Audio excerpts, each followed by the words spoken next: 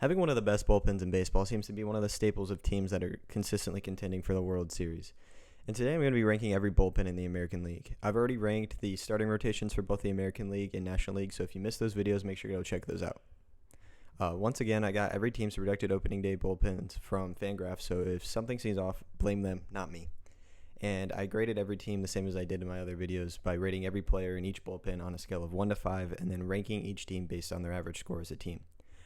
Make sure to let me know what you think in the comments, and without further ado, let's get right into the rankings. Coming in at number 15, I don't think it's really much of a surprise to anyone. It's the Oakland Athletics. Outside of Trevor May, the Athletics don't really have any relief options that have proven themselves to be remotely reliable. And Athletic fans are already going to be in a rough season, and this poor bullpen is just going to add to it. Coming in at number 14, we got the Texas Rangers. While they might have made big upgrades in their starting rotation department, they didn't quite invest in their bullpen, as it's still pretty weak like it was last season. They have a couple solid options in Jose Leclerc, Brock Burke, and Will Smith, and Josh Sborz, but their weak bullpen may be what holds them back from reaching their full potential as a team this season. Coming in at number 13, we have the Detroit Tigers. They have a pretty solid trio in Alex Lange, Jason Foley, and Will Vest, and Jose Cisnero can be all right at times, but their bullpen lacks depth this year due to losing guys like Michael Fulmer, Andrew Chafin, and Joe Jimenez, and they don't really have any solid left-handed relievers. Coming in at number 12, we got the Baltimore Orioles. The Orioles don't have a great starting rotation, but their bullpen is slightly better.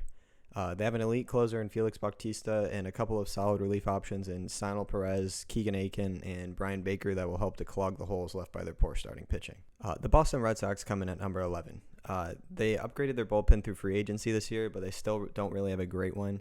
Pitching just really isn't a specialty overall for the Red Sox, but guys like Kenley Jansen, Chris Martin, Josh Schreiber, Joely Rodriguez, and Richard Blair aren't awful and are going to pitch a significant amount of innings out of the pen for them. Coming in at number 10, we got the Chicago White Sox. The Chicago White Sox are normally one of the best bullpens of the league, but due to losing two absolutely elite guys in Garrett Crochet and Liam Hendricks due to injury, their bullpen has taken quite a hit. They still have some solid guys in Kendall Graveman, Aaron Bummer, Joe Kelly, and Reynaldo Lopez, but the White Sox bullpen is just not quite up to the standard that we're used to seeing from them. Coming in at number 9, we got the Los Angeles Angels. Losing one of the best closers in Raisel Iglesias definitely hurts, and relief pitching isn't one of the team's strengths. However, the Angels have a couple solid options in Ryan Zapera and Aaron Loop, so their bullpen isn't absolutely horrible, and they're only going to get better once they call up Ben Joyce. Coming in at number 8, we got the Kansas City Royals. While the Royals bullpen isn't anything crazy, it's definitely more reliable than their starting rotation, and it's definitely going to end up getting relied on quite frequently with how bad that rotation is. And their bullpen may give you the occasional heart attack with their inconsistency in the strike zone sometimes, but guys like Scott Barlow, Dylan Coleman, Aroldis Chapman, and Josh Taylor are all decent bullpen arms. Coming in at number 7, we got the Minnesota Twins.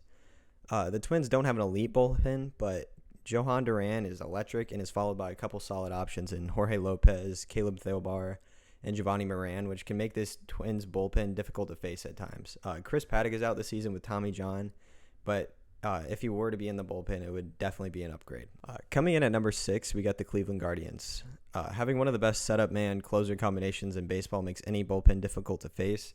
And while their bullpen doesn't have a lot of depth, no one in it is really bad aside from Hunter Gaddis. Coming in at number 5, we got the Toronto Blue Jays. The Blue Jays bullpen was pretty average last year, but it's full of solid options. With a guy like Jordan Romano closing games for you, surrounded by guys like Eric Swanson, Anthony Bass, Tim Meza, Adam Simber, and Trevor Richards, the Blue Jays bullpen is going to be a pretty great asset for them this year.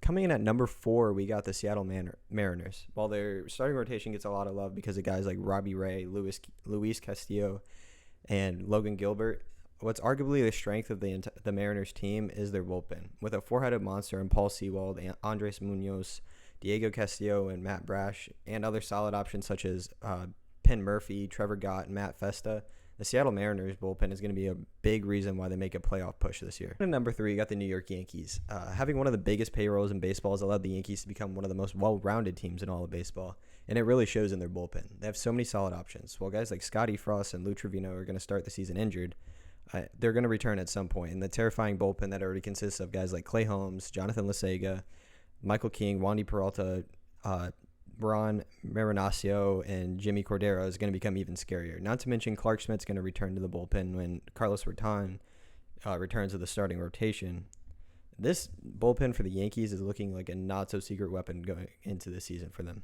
Coming in at number 2, we have the Houston Astros. I don't really think it's a surprise that they're ranked this high. Having one of the best closers in all of baseball and Ryan Presley makes any bullpen pretty scary, but surrounding him with solid relievers like Rafael Montero, Brian Abreu, Hector Neris, Ryan Stanek, Phil Maton, and Seth Martinez makes this Astros bullpen absolutely terrifying. Their bullpen was a big reason why they won the World Series last year, and it's looking like they might do it again with how good their bullpen is this year. Coming in at number 1, we have the Tampa Bay Rays. I don't think it's really a surprise that they're number 1. They have one of the best bullpens every year. And with guys like Peter Fairbanks, Jason Adams, Jalen Beeks, Colin Poche, Ryan Thompson, Garrett Cleavinger, and Kevin Kelly, they really don't have any holes in their bullpen, and everyone is pretty much a solid option. Plus, Andrew Kittredge, I believe, returns at some point this year, and he's going to make this bullpen even scarier. That's all for today, guys. I really hope you enjoyed the rankings today. Like last time, there will be another ranking out for the National League in a couple days. And as usual, make sure to leave any critiques or what you agreed with down in the comments below, as well as any future video ideas.